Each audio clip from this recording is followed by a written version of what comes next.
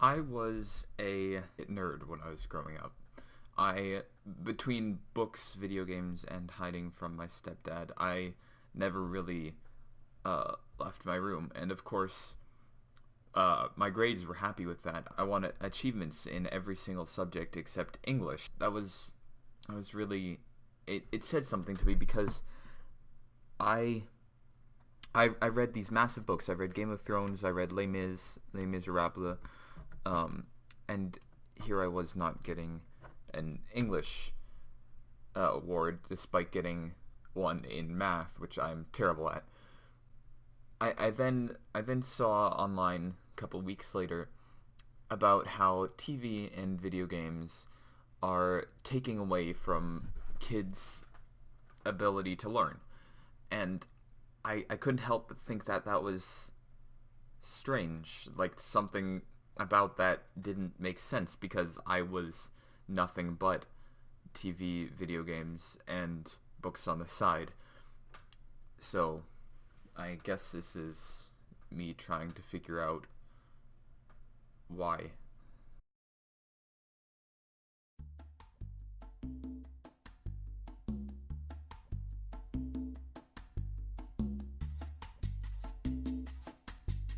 What inspired you to become an English teacher?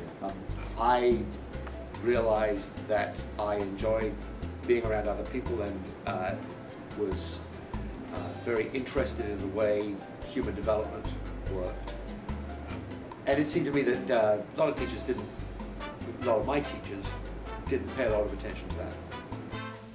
Yeah, most of what I read though is short story type things, like you'll find collections of New Yorker short stories, things. I read a lot of those.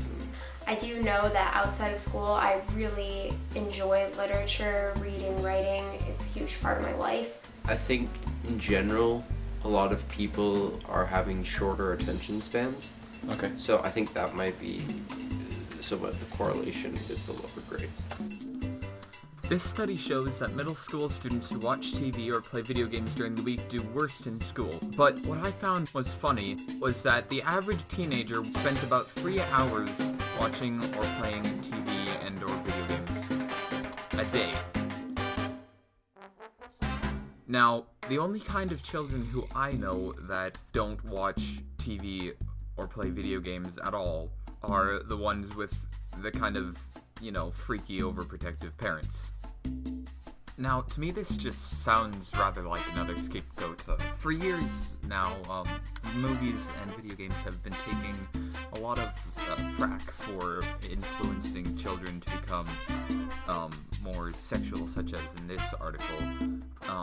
But I then took a look at the Canadian sex education curriculum, where they start teaching children to identify all the different organs in grade 1. And I can't help but think that saying you're in love with someone on a TV show doesn't quite amount to the same thing.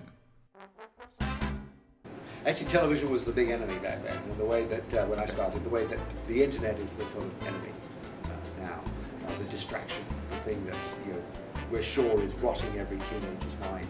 Okay. So people still watch television, but we've stopped worrying about it apparently. So there's either greater ills or it never was a problem in the first place. About how much do you watch TV or play games? During the week itself, I don't generally do that much. I generally am very busy at clubs and stuff or sleeping.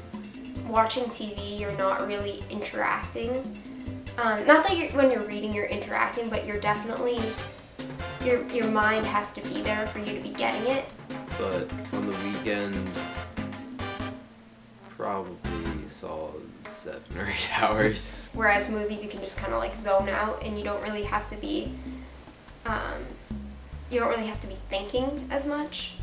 There are still great readers, but fewer people are walking around the halls with books. You don't find so many people curled up in a corner with a book in their hands.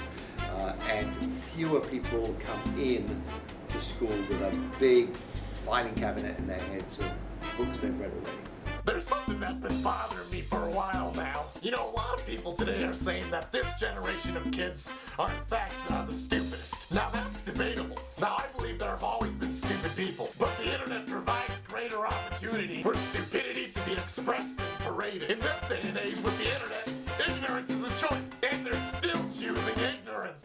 I don't know, like when you stop engaging with books, you stop learning in so many different ways.